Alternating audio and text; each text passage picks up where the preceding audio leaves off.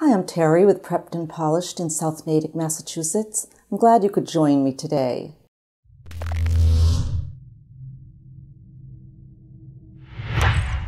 So the ACT is right around the corner, maybe a week away, maybe a month away, and you haven't started to prep yet. Well, I'm here to help. Don't panic or cram. Last-minute cramming won't directly improve your performance on the ACT. Remember, the ACT is a curriculum-based achievement test designed to measure your skills and knowledge already gained through topics covered in high school study: English, reading, math, science, and writing. Today I'm going to give you 4 tips to help you feel mentally confident and calm so you'll perform your best on the ACT. Tip number 1, practice tests make perfect. The best way to anticipate what it will be like taking the ACT is to take a sample version of it. Find out ahead of time what you'll be expected to know or do and use that information to your advantage. Let me show you a few ways to practice. First, buy a copy of the Real ACT Prep Guide with 5 practice tests. Take timed practice tests, at least 1. If possible, take a timed practice test at 9 a.m. on a Saturday as a kind of dress rehearsal to get used to getting your brain in gear on a weekend morning. Then score and review each test to determine your strengths and weaknesses, and memorize format and determine pacing strategies.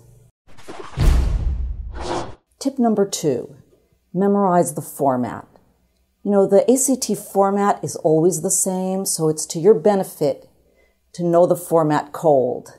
Let me break it down for you. The English test has 40 usage mechanics questions, which are punctuation, grammar and usage, and sentence structure, and 35 rhetorical skills questions, which center on strategy, organization, and style.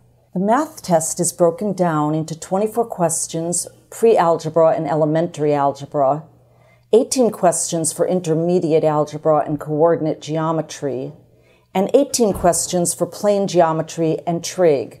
Only 4 questions are trigonometry, and there could be a statistical problem thrown in.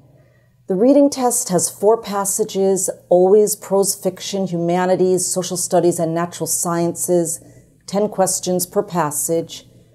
The science test, there's 3 data representations, which are chart-based. They're the easiest. 2 to 3 research summaries, and 1 conflicting viewpoints, 5 to 7 questions per passage. And then there's the essay. Tip number 3, have a pacing game plan, or as I like to call it, heed your speed. You know, the English, reading, and science tests contain a considerable amount of text. So it's important for you to practice pacing yourself so you don't spend too much time on any one passage. Similarly, you don't want to spend too much time puzzling over an answer to a specific math problem on the math test. Let me give you a pacing overview. The English test has 75 questions in 45 minutes. There's 5 passages, 15 questions per passage, so you have a maximum of 9 minutes for each passage and its questions. On the math test, there's 60 questions in 60 minutes. They go from easy to hard. You would allow an average of 1 minute per question. The reading test has 40 questions in 35 minutes. There's 4 passages, 10 questions each, and you want to allow 8.5 minutes per passage. The science test has 40 questions in 35 minutes. Here the pacing is difficult. You have to work quickly. There's 7 test units with 5, 6, or 7 questions per unit. So you want to allow about 5 minutes per passage and questions, a little less than a minute per question. And for your essay, you're given 30 minutes to write 2+ pages. Tip number 4, focus on strategies. You're down to the wire, so there really isn't much time to study content for each test section. So focus on strategies like work on your pacing and eliminating incorrect answer choices. The Real ACT Prep Guide is an invaluable source of information on strategies for each test section.